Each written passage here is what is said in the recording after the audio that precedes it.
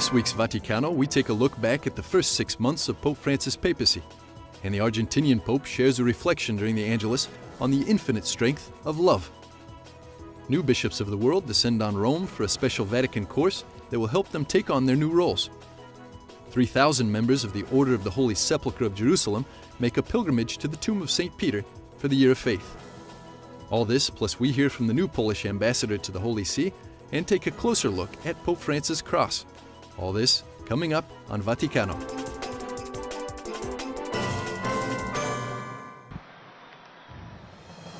With just 6 months under his belt as Pope, Francis has broken the mold.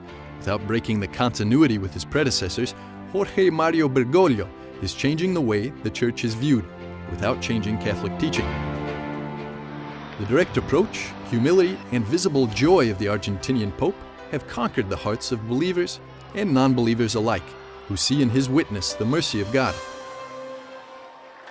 This Uruguayan, Professor Guzman Cariquiri, has known Pope Francis for more than 40 years, and Bergoglio has always been full of surprises. El pontificado de Francisco. Francis' pontificate is an evangelical revolution. But when I say an evangelical revolution, I'm not saying, as some in the press have, that it's a rupture with all of the great tradition of the Church. No, not at all. That's not true.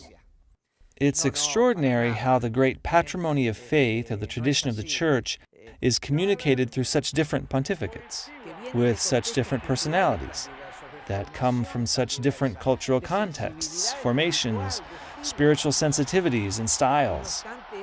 And in spite of this, there's that extraordinary continuity.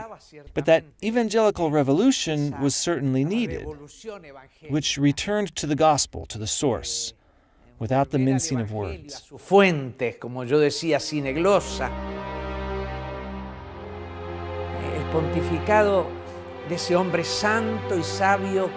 pontificate of the wise and holy Benedict XVI was a papacy that was suffered and lived almost like the way of the cross, which in part, thanks to his resignation, to God's providence in his resignation, gave rise to this explosion of joy and hope in the pontificate of Francis. I call it an evangelical revolution in the traditional sense of a reform from the head down to the limbs that the Pope is carrying out, because he is calling all of us, and most of all the pastors of the Church, to a conversion. He is showing the shepherds of the Church what he wants of them. He doesn't need to write them out a list of responsibilities and obligations. He is showing them with his own example, with his own witness, but also everyone else, from the shepherds down to the very last of the faithful. For this veteran Vatican observer, who foresaw the election of Bergoglio to the papacy and was there shortly after to congratulate him, the Pope is breaking new ground.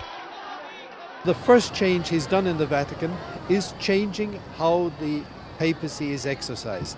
He's showing how the papacy can be exercised differently. So he doesn't go up to the palace, he stays down below so he can be close to people. When he meets the delegates of the other Christian churches and the other religions, he doesn't sit on a high dais. He has on the same level as them. And this gets across. He's made a connection with the Orthodox immediately by calling himself the Bishop of Rome, which is of course his title, not Pope, not the Supreme Pontiff, but Bishop of Rome.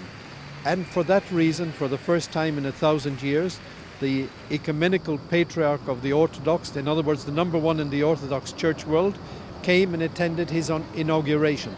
The second change is a moral change, and that's his little homilies every morning in the Santa Martha Church.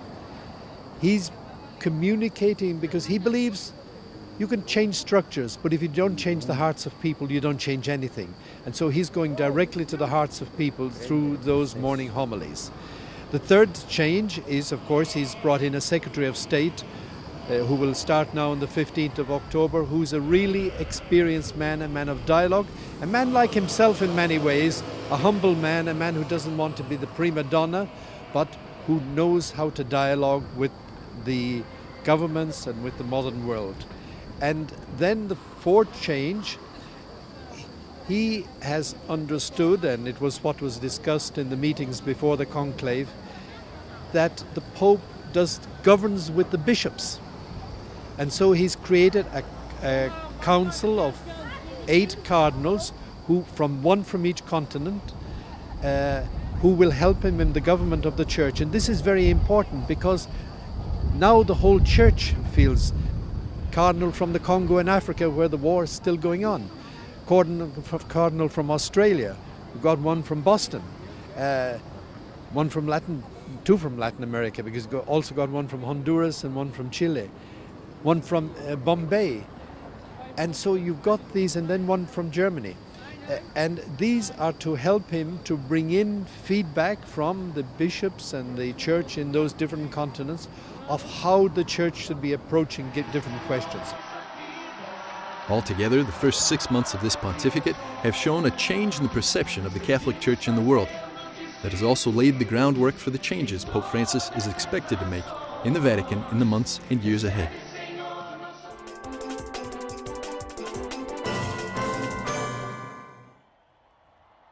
In a rain-soaked St. Peter's Square, Pope Francis addressed the public before leading them in prayer on September the 15th. He invited them to be merciful and rediscover every day the infinite strength of love. La misericordia è la vera forza. Mercy is the true force that can save man and the world from the cancer of sin, from moral and spiritual malaise. Only love can fill the gaps, the negative abysses that evil opens up in our hearts and in history. Only love can do this, and this is the joy of God. He told them that it's not enough to just go through the actions seeking salvation. If there is no mercy in our hearts, if we do not experience the joy of forgiveness, we are not in communion with God, even if we observe all the commandments, because it is love that saves, not the simple observance of rules. It is in love for God and for our neighbor that the commandments are fulfilled. The love of God, His happiness, is in forgiveness. He always waits for us. You might feel a weight on your soul, a regret. I tell you, don't worry. He is waiting for you. He is the Father. He always waits for us. Before saying goodbye, Pope Francis congratulated all Argentinians on the beatification of their newest saint, the cowboy priest, Father José Gabriel Brochero.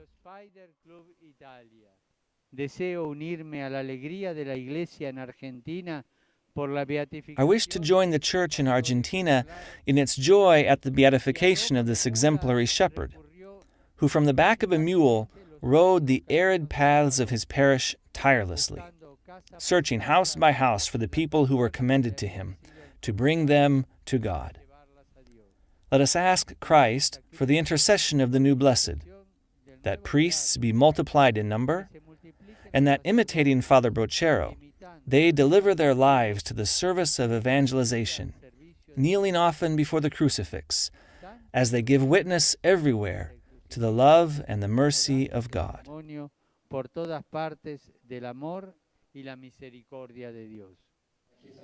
This Argentinian bishop worked with Pope Francis back in Buenos Aires. For him, the beatification of the so-called cura Brochero must be remembered.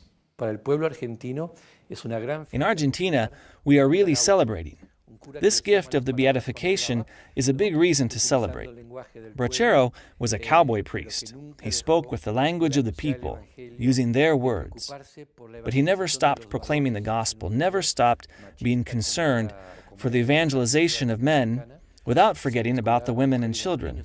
Of course, because he knew very well that if he didn't evangelize the men, they would continue to beat their wives, not respecting them or treating them with dignity.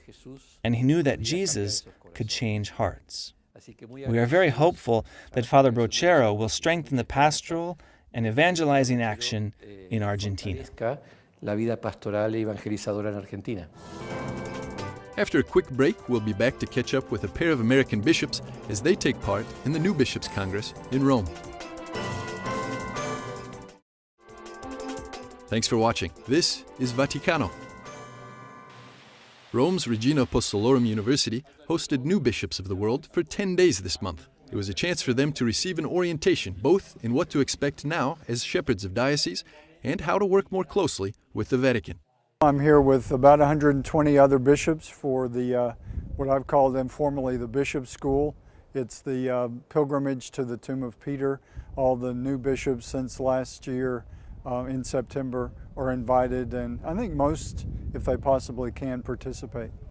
This morning we had the very first conference, just hearing from Bishop Mueller from the Congregation of the Faith. Just reflections on the role of the bishop, the kind of the theological meaning of being a bishop, a function of unity in the diversity of the world. One of the beautiful images that was in Bishop Mueller's paper was being cohesión de Cristo, to be glued to Christ in English, to be that closely united to Christ is the role of the bishop. That's one that I picked up on. But it's basically was a reflection on what is the theological role of the bishop. Not just a manager, but a presence of Christ, bringing the universal church to the local church and the local church back to the universal church. Well, I think it is a great function of the unity of the church, the universality. Just being here, speaking all the different languages, seeing the bishops from Iraq and the bishops from Texas and the bishops from England and Ireland and South America, it just reminds us that the church truly is Catholic, truly is universal. I think that's a very important aspect of it. We will have a chance to meet with the Holy Father, and that, you know, is a beautiful opportunity also of the successor of Peter. And then just to learn commonly some kind of refresher course on what we all studied in our classes years ago, and just to help us remember and hear the same message about what the role of the bishop is in the diverse parts of the world.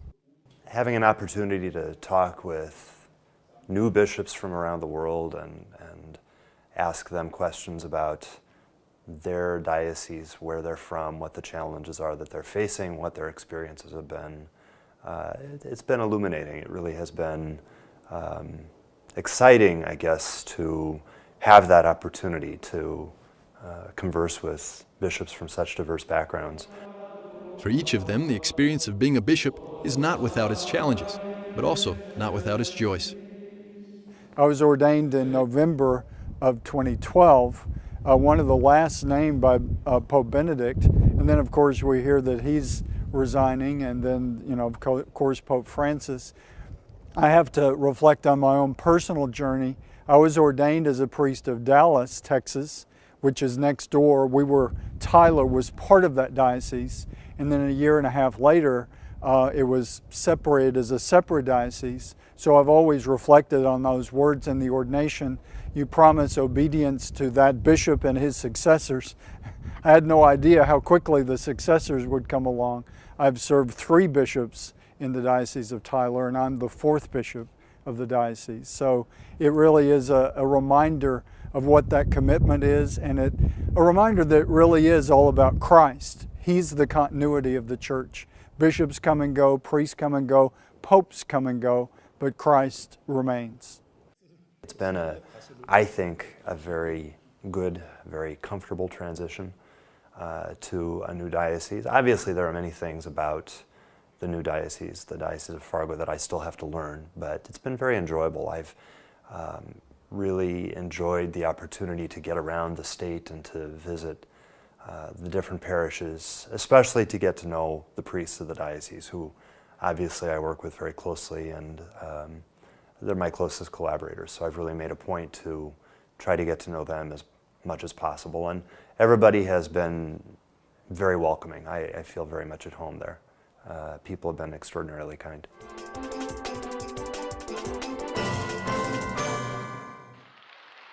During the general audience on September the 18th, Pope Francis spoke for the second consecutive week on the Church as a mother.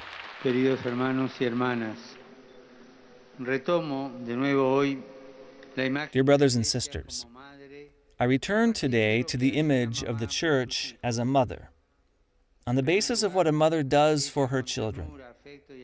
First, she, with kindness, affection, and love, teaches them to walk on the path of life, and she knows how to orient them when they are steered off the path. Equally, the Church teaches the road of life through the commandments, which are an invitation to not have material idols, but to remember God, to have respect for parents, to be honest, to be close to our neighbor. Secondly, a mother, despite the fact that her children become adults, accompanies them along the way.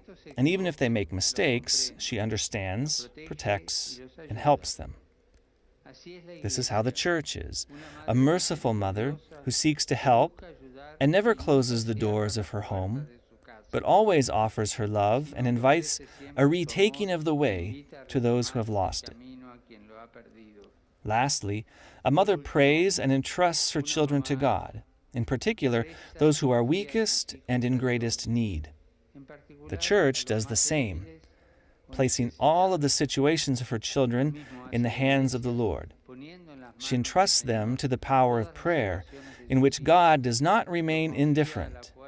He always knows how to surprise us. Mother Church is conscious of that.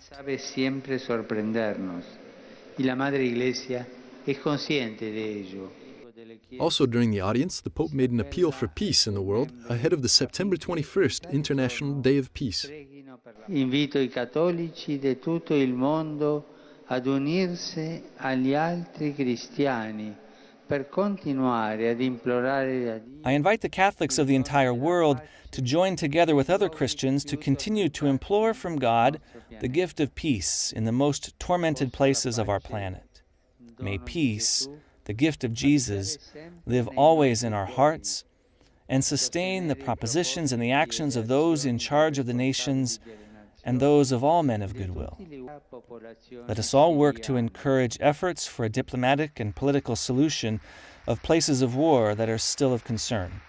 My thoughts go especially to the dear population of Syria, whose human tragedy can only be resolved through dialogue and negotiation, in respect for the justice and dignity of every person, especially the weakest and the unprotected. Specialmente I più deboli e indefessi.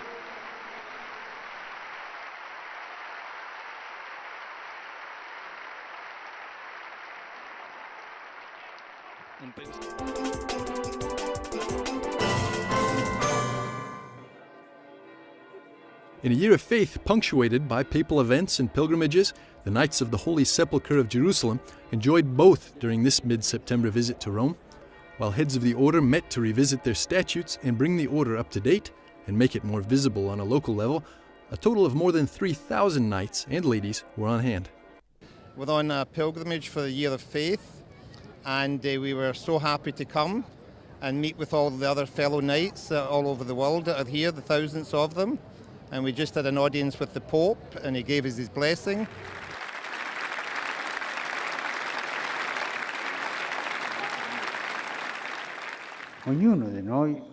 Each of us can be wanderers or pilgrims. In the times in which we live, we see many people who are wandering because they lack an ideal of life and often are incapable of giving meaning to the events of the world. But by your example of pilgrimage, you show the will to not be wanderers. Your walk is in history, in a world whose confines are always widening. Many barriers fall, and our paths are all related in a more direct way. You are all a testimony of the profound sense of the light that comes from faith. You must know to conserve the grand richness of values, of wisdom from the past, while still living intensely in the present, committing yourselves to today with your sight on the future, opening horizons of hope with your work to give a more human face to society. The pilgrimage is at the end of the year of faith. We have approximately 30,000 members in 52 countries. We've spent the last 3.5 days going over the constitution of the order, which has not been revised since the era of Paul VI. A lot of people think that the orders and knighthood are dead, but they're not. They are alive with the Spirit, and we're here to be alive with the Spirit. And by seeing the Holy Father today, we renewed our spirits as we renewed our friendships with other knights. The great thing is that this is an order which is worldwide. And it's the oldest order of chivalry under the protection of the Holy See. And our main function, our mission given to us by the Pope, is the protection of the Catholic Church and our faith and values in the Holy Land, particularly with the Latin Patriarchate of Jerusalem. Stay with us. After the pause, we catch up to the new Polish ambassador to the Holy See during a lighter moment with the Pope. You're watching Vaticano.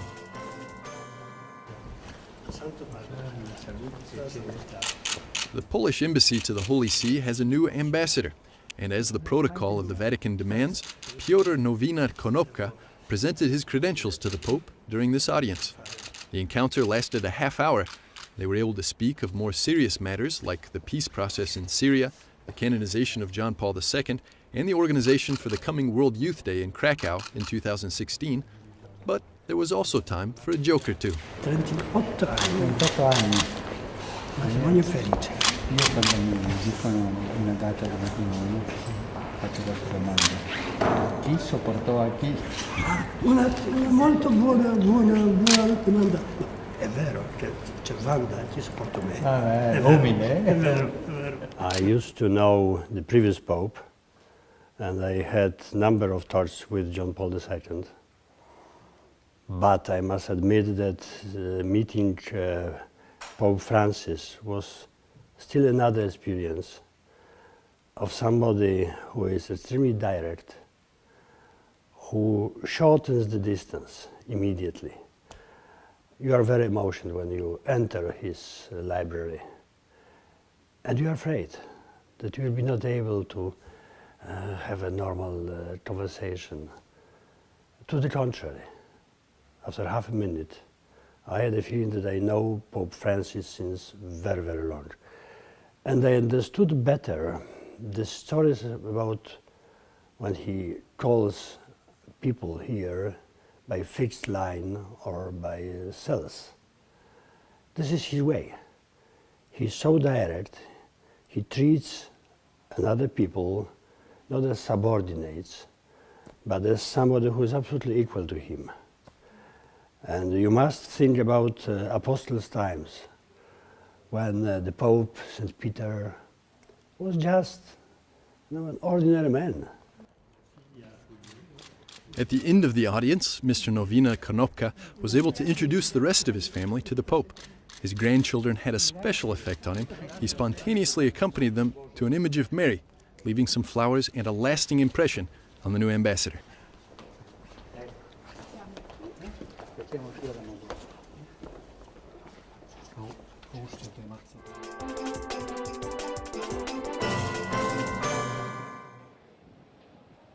This bookstore next to St. Peter's Square sells reading material, of course, but also many religious artifacts and jewelry. One of its highest-selling items these days is the replica of the cross of Pope Francis. The Pope's own silver cross was purchased right here for about 350 euros. No el Papa en persona, sino un amigo del Papa. It wasn't the Pope in person, but a friend of the Pope's who gave it to him. This is the cross in its original size. It's a cross that represents the Good Shepherd, that is, the Lord himself who takes care of his flock. It's a very well-known theme in the Catholic Church and very much loved by the Pope. Muy querida al Papa. The cross was designed by an artist from northern Italy. Around 50 of the original silver crosses have been sold since he became Pope, but now the shop is also selling 4 smaller replicas of his cross. This is one in silver-plated bronze that runs for 100 euros. And then we also have lower quality materials for cheaper models, 4 euros, 2.50, and one for only €1. The smallest 2 are the most popular. The Pope has often voiced his stance against consumerism. In that case, selling the symbol around his neck, a humble silver cross, could be seen as contradictory. Puede ser interpretado también en esta forma. It could be interpreted in that way, that many people want something of the Pope's to remind them of the Pope. These crosses are inexpensive for that reason. Although these are made of silver and are rather expensive, these are more modest and cheaper. Lots of people want to take with them a souvenir of the Pope, and this is one that most represents him because he always carries it with him. Quiere llevar consigo un recuerdo del Papa.